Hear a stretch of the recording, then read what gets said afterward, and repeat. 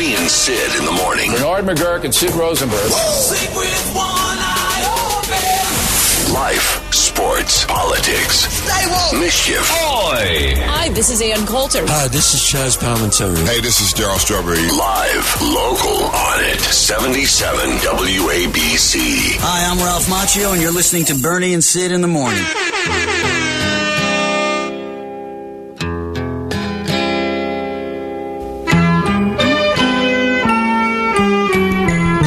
Back here on the Bernie and Sid show with my friend Russ Salzberg.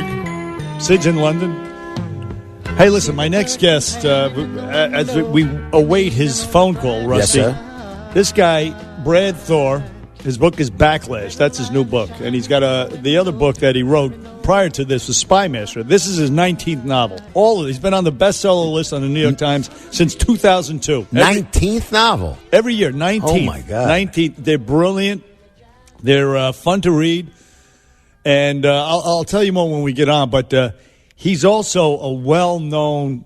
He dislikes the president very, very much. In fact, he actually declared his candidacy to run against the president.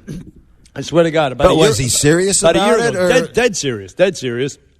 He used to appear on Fox News all the time, and I guess when he started really bashing the president or criticizing him, I mean, bashing is not a fair word, he disappeared from Fox News. And that's how I knew him from that. And he used to appear on the Imus in the Morning Show all the time. And he's a brilliant guy. And the books, as I mentioned, just a lot of fun. The main character in the books is a former Navy SEAL guy. He's now an intel agent.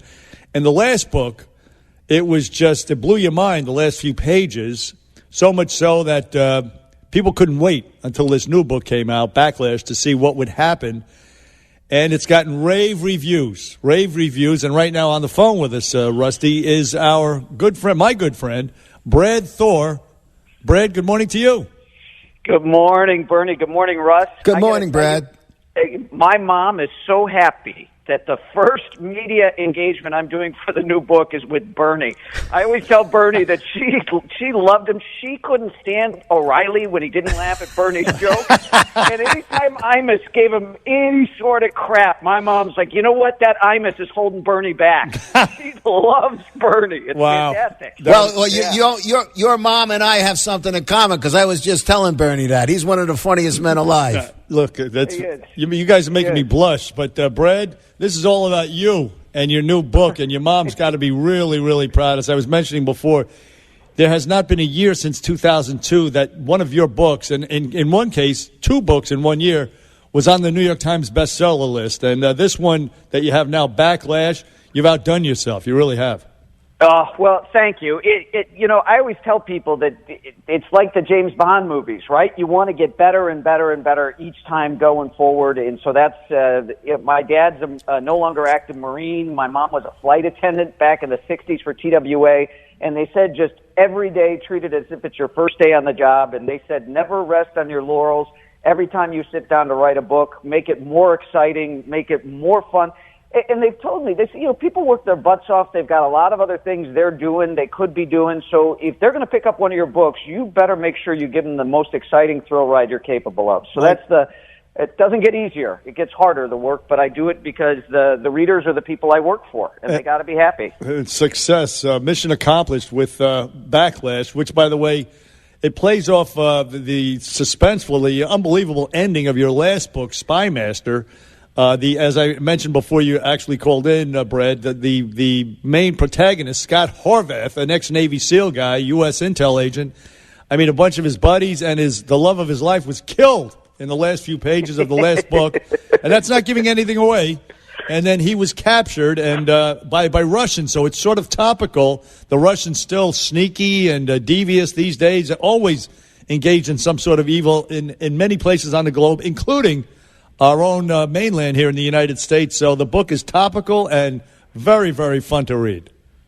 Well, thank you. It comes out tomorrow, and you don't need to have read Spy Master to jump right into Backlash. And that was, I wanted to give people just something that they hadn't seen before, and they grabbed this guy on U.S. soil, drag him over to Russia, and they make one mistake. And that mistake, this guy's like the Predator. He's like the Terminator. The Russians make one mistake, and that's all he needs. He's waiting for them to make this mistake. And now he's got to battle his way out of Russia. And he's in one of the most remote, one of the most dangerous and hostile parts of the country. There's not a single person on the ground that wants to help him. And his own government, the United States, doesn't know where he is. It was fascinating to research what we would do in real life if one of our top spies got snatched. And I loaded the book with lots of insider details about the SEALs, about the CIA, and how we locate one of our own if something like this happens. It was a lot of fun to write. Brad, let me ask you this. I mean, obviously you're a pretty darn prolific novelist. I mean, this is your 19th, and this is something I've always wondered. You know, like I go for my runs in the morning, and you know, I'm solving the world's problems, and I'm thinking of ideas, but my ideas are of nonfiction, whether it's news or sports, whatever it is. How do you come up with your ideas? Is it an ongoing thing? I mean, you're talking about 19, so does one go in sequence to the other? Or, like, when do you come up with these things, and how long does it take you to come up with an idea? It's a good question. So yeah, I like running, and I also love the batting cage. There is something about focusing on connecting the bat and the ball that triggers this part of my brain. It also, bourbon works very well, too. Bourbon. Yeah, bourbon too. A run, a baseball bat, or bourbon. I like to say, what if? I'm a voracious consumer of the news, both here at home and abroad. So Stephen King once said that a writer is someone who's trained their mind to misbehave, and that's absolutely true with me. And I would say this about Brad Thor. He knows of what he speaks, some of his history, which I know he doesn't like to talk about a lot. He was actually embedded once with the special ops in Afghanistan, with the black ops, I should say.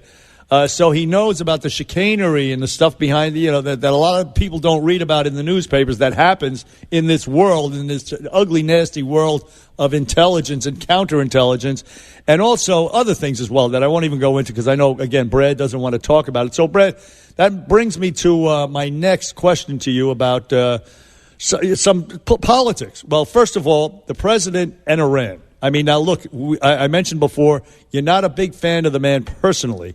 But what did you think of how he handled this whole latest Iranian escapade with them blowing up ships in the Straits of Hormuz and then knocking down one of our $180 million drones out of the sky? Well, I thought it was a very presidential move to say, listen, it's $180 million, but I don't want to kill 150 people, even if they are Iranians. I don't want to kill them for a $180 million drone. And I thought, again, very presidential move. He's unpredictable, which does very well sometimes in foreign policy, where they think they know what we're going to do next. So Winston Churchill once said that jaw talking was better than war. So we might look back and say, it was not like anything we'd ever seen before the presidency of Donald Trump, but he got stuff done. So, the definition of insanity is doing the same thing over and over again. And we were putting sanctions on North Korea, not talking with them.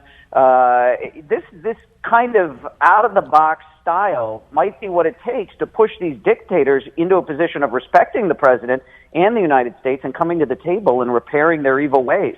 So I think only time will tell, and we have to trust that he's got good people around him, he's getting top-notch intelligence, and that he's making the right decisions. I was happy when he launched the missiles early in his presidency into Syria because of the chemical attacks. So I say we keep giving him time and see what happens. But so far, we're not going to war anywhere, and I like that. This is something that Bernie and I, Brad, were talking about it earlier.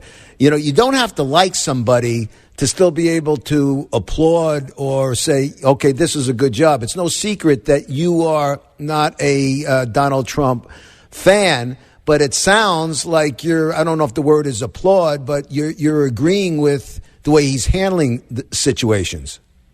Yeah, I mean, I worked on the presidential campaign for Rick Santorum a couple cycles ago. The last cycle I worked for Governor Rick Perry, now Secretary of Energy Rick Perry. My dad's a Marine, so character matters. Leadership matters. Would you follow certain types of people into battle or not? I was raised with character. It matters. But the American voters spoke, and they chose Donald Trump. I didn't vote for Hillary. I wasn't going to do it. And I understand that. And I respect the process that we have in our republic. So I respect my fellow Americans. They chose Donald Trump. I didn't. He was not my choice, but I didn't want Hillary either. It was a very tough situation. But to somehow cling to, I didn't vote for him, so I'm never going to support anything he does is ridiculous. Then you're rooting for the failure of your own country. I want Donald Trump to be successful. I want him to succeed. I love the judges. The one thing the Republicans don't do, and they're a bunch of lying SOBs, is they always moan about the debts and the deficits when they're in the minority. But when they got control of everything, they didn't cut the spending. And as a conservative who's primarily concerned with national security and financial responsibility, that bugs me because the debt is a national security issue. So I'd like to see the Republicans tighten up on the spending. Because if we ran our households the way they run D.C., we'd all be bankrupt. But they've got a printing press. We don't. This is very, very true. I mean, we're spending out of control. It's just the debt is increasing exponentially. But, Brad, in a nutshell, would you vote for this president again in 2020? I mean, not again. Would you vote for him for the first time in 2020? You know what? I certainly wouldn't vote against him. I voted third party last time. I live in the state of Tennessee, which I get it. It's kind of a cop out. You know, the entire state of Tennessee is going to go red, right. And he's not going to lose. But again, the son of a United States Marine, character matters, and there is a certain bar you have to at least attempt. If he dials back on the Twitter and acts a little more presidential, I know a lot of New Yorkers don't care. They're used to kind of that rough and tumble stuff. But I'd like to be able to point to the man and say to my children, you know, this is the kind of leadership you should expect, and I'm not seeing it. So while I'm supporting the policies, I'll have to see what happens in the run-up to 2020. I'd love to be in a position to say, you know what, man, he's really kicking butt, and he's setting a good example for my kids. But I'm certainly not going to get in his way. I'm not going to stop him. I'm not going to do anything to dissuade people from voting for him because, God forbid, we got like a Bernie Sanders or an Elizabeth Warren. Yeah. But if Bernie wants to forgive my mortgage along with all the college debt and the free medical, right. You know, hey, why not socialism? And I'm joking. I don't want that either. No, we were looking for the greater good, and that would not be for the greater good. But look, Brett, this is a glimmer into the open-mindedness and the brilliance of the author Brad Thor. His his book is called Backlash. Excuse me once again. Backlash is the new book. He kicked off the media tour right here on the Bernie and Sid Show. Brad Thor, Backlash. Check that book out. Believe me, you won't be disappointed, folks. Brad, thank you very much for appearing on the Bernie and Sid Show. I appreciate it. My pleasure. Thanks for having me, guys. Thank you, Brad. Boy, you know, Bernie, I got to tell you something. Listening to him talk, he's everything that you said and then some. He thinks, or he says how I feel. You don't have to like the guy, but you want our country to succeed. Which is why I always say, I feel like I'm in a foxhole with this guy, so I'm not going to take shots at him. Yeah, you're right. Because we're fighting a quasi-civil war with the lunatics on the left. And so I'm not going to give comfort to the enemy by taking cheap shots at the guy in my foxhole just because he farts or says dumb things once in a while. I'm just not going to do it. Well, it's like I said to you. I didn't vote for the guy. But what pisses me off is the other side that is like, okay, we don't care what he does. He can't do anything good. Right, exactly. We have to go the other way. If he says night, I say day. If he says black, I say white. Which is exactly the case that's playing out in front of us right now. Brad Thor, the new book, Backlash, on the Bernie and Sid Show on 77 WABC. We're coming right back. Bernie and Sid in the morning. Talk Radio. 77 WABC.